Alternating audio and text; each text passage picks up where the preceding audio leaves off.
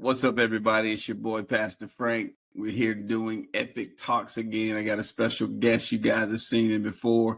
We're going to welcome him back. We got Mr. Brentley Wright in the building. What's going on? What's happening? Good to be here. What's up with you, Pop? All is well, son. It's an honor to have you here. We get to talk about something that you don't really get to hear about on Sunday morning. You know what I'm saying? Mm-hmm. That's right. We're going to talk about something you know about, right? Mm-hmm. Tell us a little bit about yourself, man, and how you got into this whole thing about DEI, but just tell us a little bit of your background, how you got there, then we'll get into some questions and we'll rock from there. And I want you to know, I see that gray starting to get you.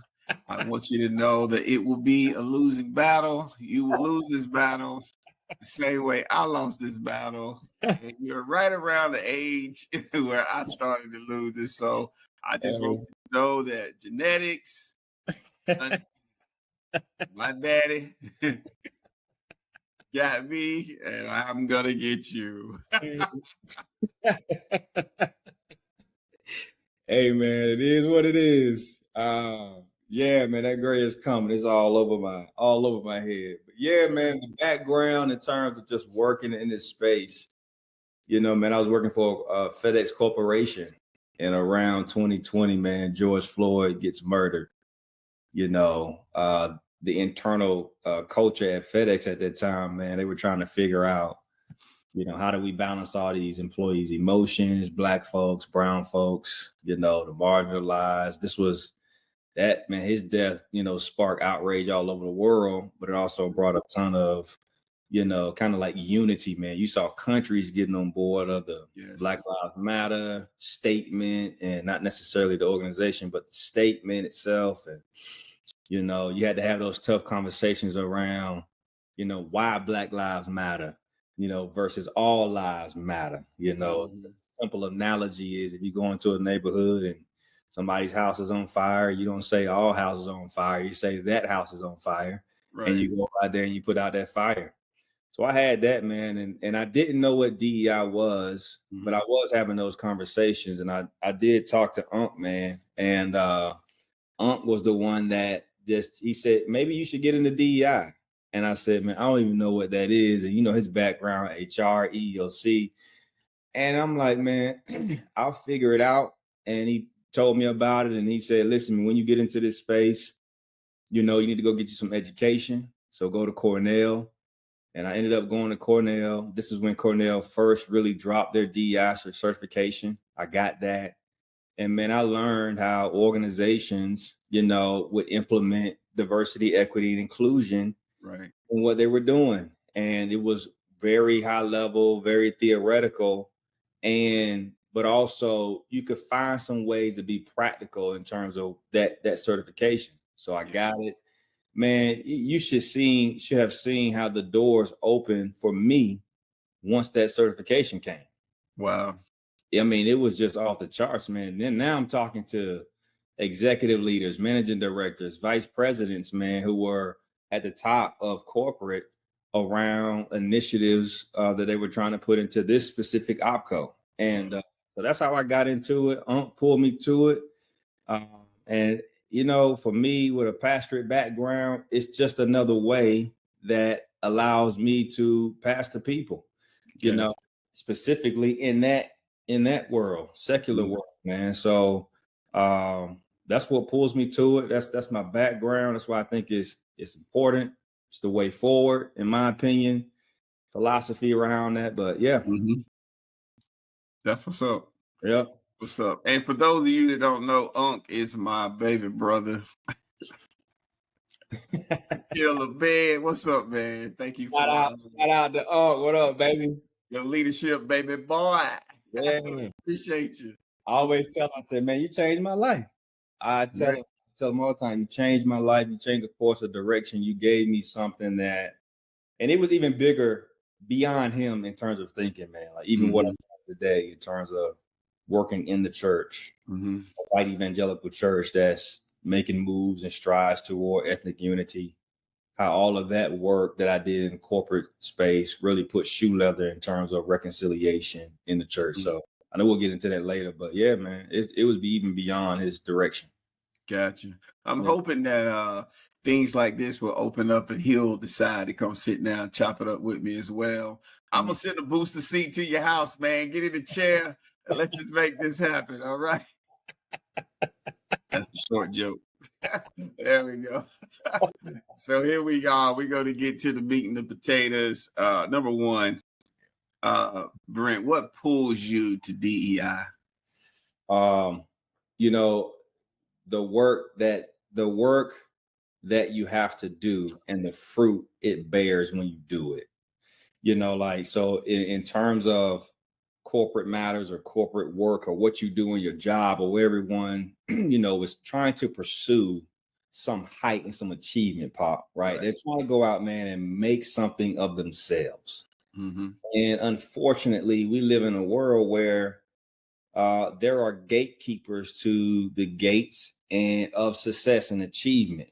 Thanks. And the gatekeepers are it's wrapped around whiteness. It's wrapped around the construct of the some zero game approach, Mm-hmm. where I can achieve the only I can achieve these high levels and no one else can. Specifically, if you look a certain way, if you come from a certain dynamic, if you live in a certain zip code, if your skin is black, if it is brown, I look at you in a way that just is not right. I look at you in a way that says you're not deserving of any type of success.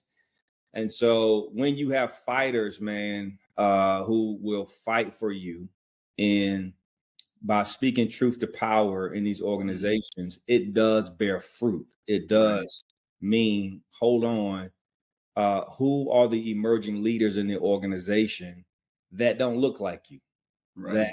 don't go, they didn't go to Yale, they didn't go to Harvard, they didn't go to Princeton. Mm-hmm.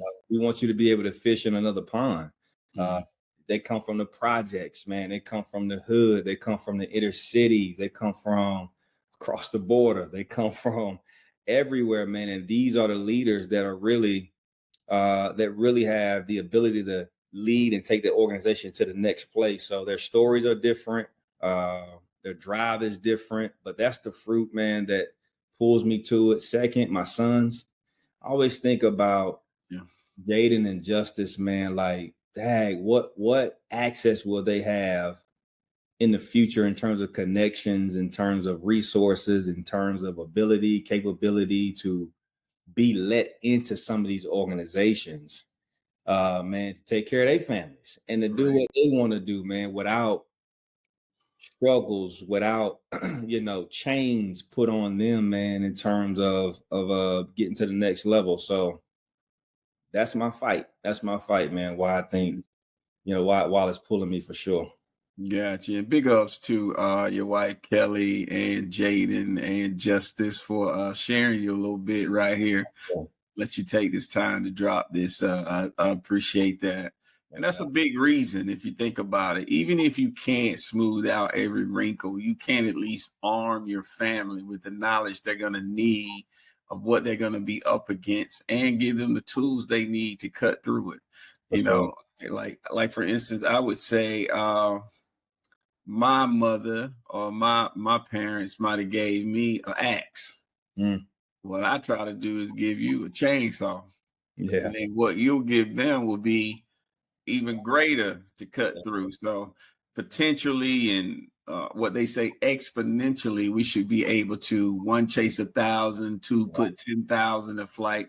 And That's so right. life should get not easier, but the Yeah, tools we had to accomplish the goals will be there to make us more efficient. for And sure. so your grandsons will be 10 times what mine are. So it's Yeah. amazing. So as a man of faith, because we don't get to talk about this a lot in church, and sometimes churches don't even think these kind of conversations are important. But Mm. as a man of faith, how do you see the connection between DEI and the gospel of Jesus Christ? Yeah, man, I'm a little different, man. People out there say, you can't really make a case for DI in the Bible. Um, and I don't know if I'm going to make a case for DI in the Bible. What I will make a case for is the Imago Dei. There you go. That's Perfect. in the Bible, man. And as a man of faith, there's few things I see, man. The Bible makes it as the Imago Dei, which is being created in the image and likeness of God. Yeah. Like God himself, man, making us the picture of who he is. He is wrapping all of his likeness in the image of who he is inside of us. That there's nobody, man, that you and I lock eyes with that was not created by God. True.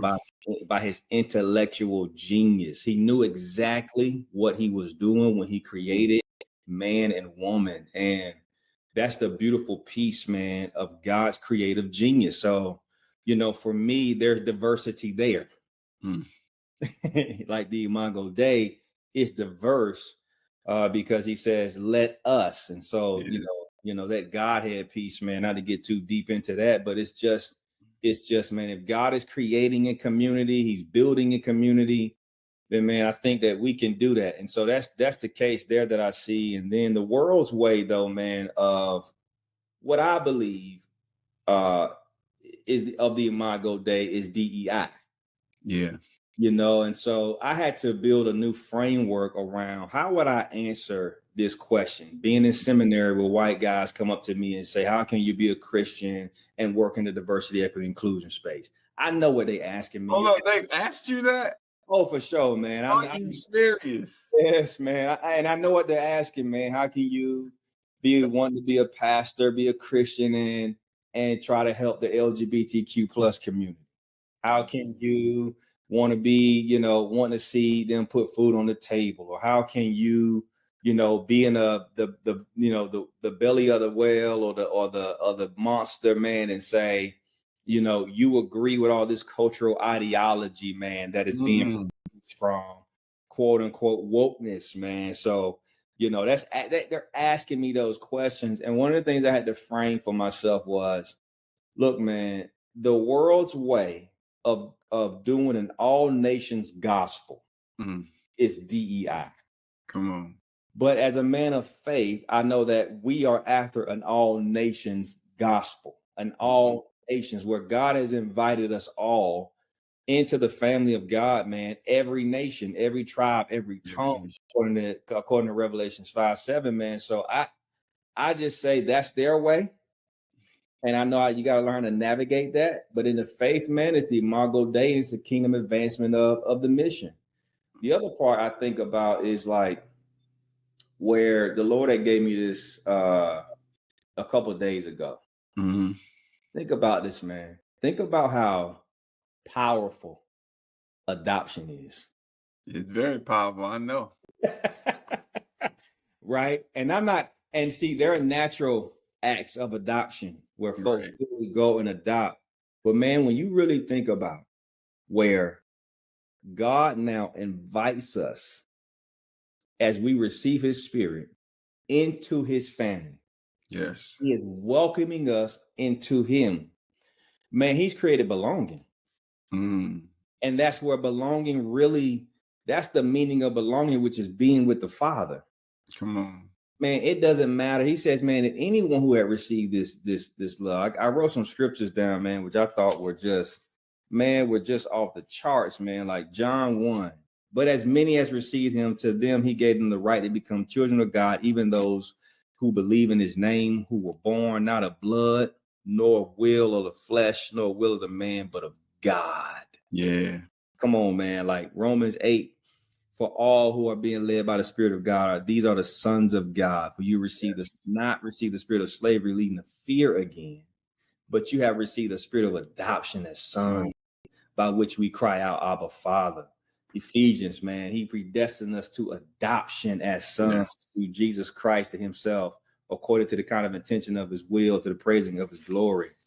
So all in all, man, I think when we see God's heart and intention behind bringing us back as sons and daughters, man, I just see as a man of faith, that's just been God's agenda.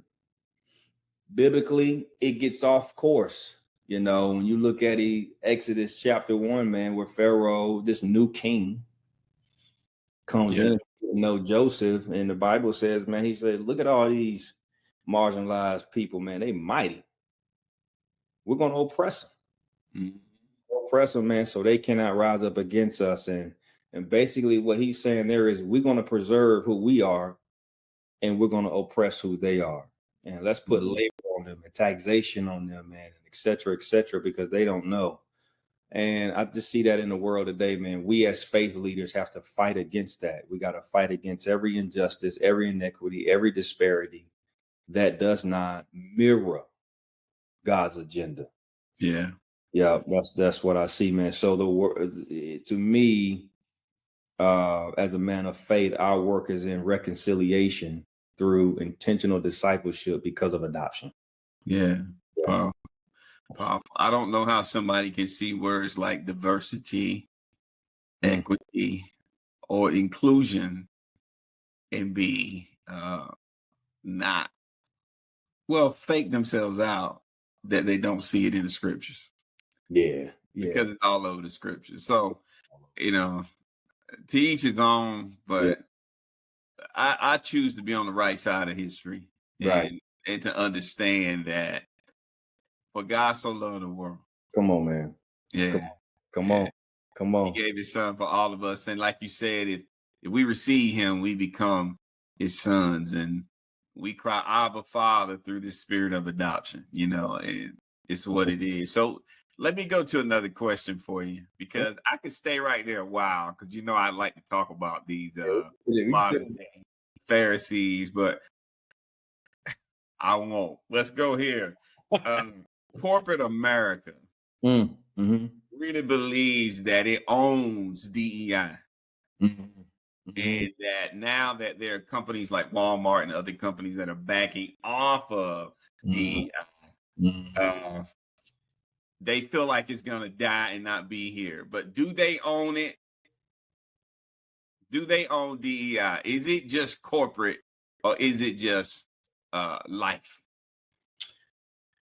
My answer to that is absolutely not. It's absolutely not, man. I mean, corporate is to implement, the legislation of DEI and the legislation of civil rights, man. I mean, DEI is built on the foundation of civil rights.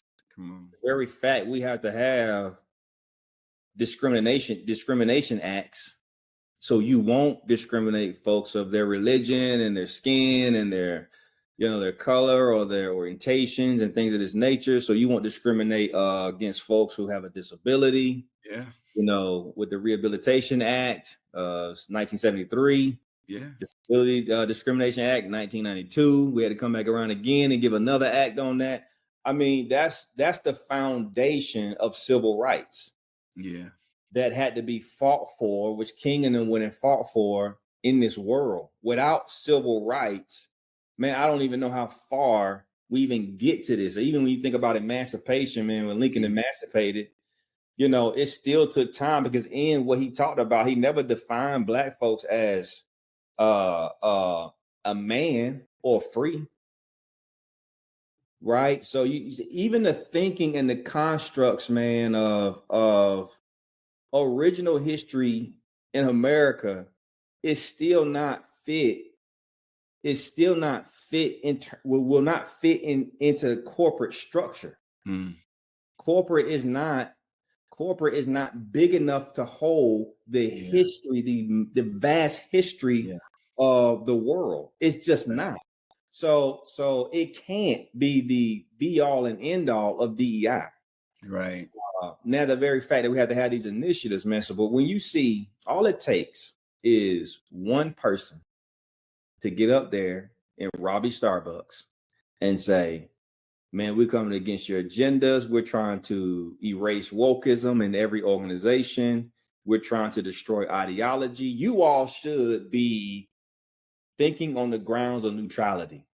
That there should be fairness in the organization, that there should be merit in the organization, and that this should be a place where everybody want to come to work. So what Robbie is saying is, don't be woke, but be woke. But I'm going to expose you so much that our organization gets paid, and we're going to have a 100% record against anti-woke bills and all of this stuff, man. And these leaders of corporate America, out of all the money that they have gained over the years, Out of all the folks who have shopped and customers who have shopped over the years, John Deere, Lowe's, Walmart, Harley, they say, hey, man, we don't want no smoke. But there's one dude, man.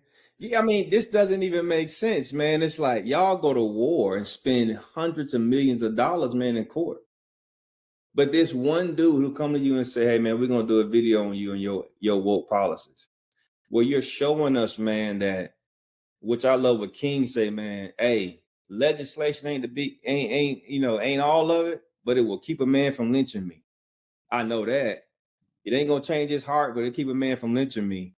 I think Robbie's like, man, hey, man, look, we going to get out of all of this. And so these guys, man, when I see the leadership at the top doing what they're doing in terms of rolling back DEI policies and, man, destroying economic funnels to supplier diversity, bro, to small businesses, women-owned, Black-owned, brown-owned, our Latino brothers and sisters, man, our folk out there who are trying to make a living in this world. It's wrong, man. So no, I don't think they own it. I don't think the buck stops with them or starts with them. It is an action thing. So I hate the very fact that it does. They have the loudest voice out there, but yeah, can't take it. Yeah, it's powerful. And it's funny because sometimes people think that DEI fits into corporate, right? But really, corporate is just the arm that needs to fit into DEI. Absolutely. You know what I'm saying? DEI is the bigger cry of the heart from mankind. Yeah. You get what I'm saying? And then the more that people cry about fairness and belonging and non-discriminatory efforts, then the bigger DEI will be. No one can quench that. It's like I used to hear Miles Monroe say that the biggest cry from the heart of man to God is the cry for freedom. And God is saying, I have answered that cry in Christ. That's right. Right? That's right. And ain't nothing nobody can do about it. Right. It's the same thing. I've given you diversity. I've given you equity. I've given you inclusion. And I'm God. And nobody going to take my place. I sit high. I look low. Beside me, there is none other. They can do what they want to do. But I will always outlive them, outthink them, and I will raise up. That's right. What I need to raise up to get the job done. I got one more question for you. Here it is. How can DEI play a role in the future with the body of Christ? Yeah, man, I think just going back to that belonging piece, man, and understanding the power of adoption, spiritual family, if you were to look at diversity, man, we got to realize in the church that through the diversity, man, God has created different thought leaders. He's created different makeups, physical makeups. He's created different contributions, different leaders with different type of leaderships and capacity. Man, like God knew exactly what he was doing. If it comes to equity, then, man, God has put everybody through and involves everyone in his plan, bro. I mean, we have access to the Father. How much more equitable can you get in terms of that? And then we have access to the Father, man. We have to see that as he has bestowed in the fairness, more than fairness, because of grace and mercy every day. But if he has bestowed that upon us, man, then we have to be able to do that to others vertically. I mean, horizontally. So vertically, we got this access to him, and horizontally, we got to display that out to one another. So if you're a business leader right now thinking about, hey, man, I'm a Christian, I love the Lord, but how does this work in my 50 employees? Well, man, you got to have a great moral order about yourself. You got to know what God says about these folks, and you can't be driven by profits only. You have got to make sure that people have a fair shot at getting where they need to be. Great career development programs, etc., and the same in church. Yeah. How do you bring everyone into the program of God? When you think about inclusion, man, God includes us in every plan, the details. Matthew 28, bro, that's that's something that everyone can do in terms of making disciples, man, telling the good news of the gospel, evangelizing to others. That's something that every Christian can do, to be reconcilers unto Christ, man, against this horizontal picture. And that's the beautiful thing, man, that now that I got God's spirit in me, I might be offended by someone of a different hue. But man, God is going to allow me to be like, hey, go get that right. I'm going to show you what a little grace and mercy look like, because I did that to Israel, right? And man, if you're thinking about accessibility in the future of the church, man, these accommodations, bro, how do we make accommodations for people to sit at the king's table? How are we going to do that, man? King David did that to Mephibosheth. It's one of the most beautiful stories, man, of someone who was disabled in the Bible. Yeah. But should have been dead, because David became king, man. And normally, contextually, all of those previous sons are dead. Yeah. But because of his oath of Jonathan, man, David says, who is left that I could be kind to? Right. And say, hey, man, it's this little kid over there in Lodabar, boy. Mephibosheth, he out there. He said, bring him to me, man. And from here on out, you're going to sit at the king's table. Yeah. You got to make those accommodations, man. And that's the future of the church. One that is missional about God's mission and advancing the kingdom. Two, about doing the horizontal work from the fruit of the vertical work of what God is doing in us. I think we got to be unafraid. We have to be fearless about it, intentional about it. But it's going to take some more work for sure. Yeah. Amazing, because I think guys like yourself, my brother, your uncle, Akil, you guys got to talk much. You got to talk more, because so many people are out here espousing misinformation, disinformation. They're scaring folk out of doing the right things. And, people are taking positions that are so anti-Imago Dei. Yeah. So anti the truth of the gospel, the truth of God's word. They're giving God a bad name. Oh, for sure. Giving God a bad name. And, his name is wonderful. So we're sitting here now. I wish more people that have taken the time to not only read the scriptures, but also taking the time to go and acquire the knowledge that they need about these types of subjects would open up and talk more. And I think the more you talk, knowledge will become power. And so I know you work with companies and organizations, and you go and speak to organizations and companies and all those kind of things. How do people get a hold of you to do that? Yeah, man, you can go to BeRightConsulting.com. And that's how you can get a hold of me. You can get come to our company email. You can request what you want, what you need in terms of service offerings. I love what we're doing right now, man. We're growing. We got a good 10 clients right now, moving and grooving. Excited about 2025. So you're not gonna lie and say you got 1,000 clients. You worldwide. I ain't lying about how 6. People do. They get up there and talk about, oh man, we're a sought after speaker, world acclaimed. You just like, no, man. I wish, man. I pray, man. I know the Lord will do that. In due time. But man, we have a hard asset in terms of offering, which is an HR offering, which organizations, small business are really linking on to. Our sweet spot is anywhere between 5 to 25 employees. We're looking for you in Rocky Mount. We're looking for you in Greensboro, Creedmoor area.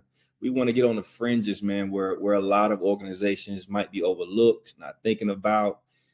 We got that type of reach, personal reach. So we'll do all of your HR functions in terms of interviewing, onboarding, payroll, compensation, team training, facilitation, and then of course the speaking, which is spreading awareness, man, of DEI topics or HR related topics, because we feel that when we see all of this rolling back of DEI initiatives and rolling back of civil rights, according to Project 2025, if this new administration does all of that, man, that there's going to be some strong court cases, EEOC complaints and litigation coming, and they just not going to know how to act. And so how we keep this stuff going, we want to be one of the organizations that can be trustworthy in that. And so we'll see. But yeah, man, we're growing. We're growing steadily. The best. I wish you nothing but the best. Keep talking and enlightening people, getting people to see, man, that God has a plan, and that plan is bigger than just the four walls of Hold My Mule Baptist Church. Everywhere. Hey, yes, indeed. the time, man. You can try, but you cannot stop God. You can't stop him. Hey, if he can reach down in a tomb and pull Jesus out, come on, man. He can go in that company. He can handle whatever he needs to handle. He's able. He's able to take you to the palace. Come on. Yes, Lord. I appreciate you. Appreciate you taking the time to come through, man. Again, get love to my daughter-in-law, Kelly, and grandsons. I appreciate them sharing you. And let's keep doing incredible things in the kingdom of God. Done deal, man. This was awesome. Appreciate you. Later.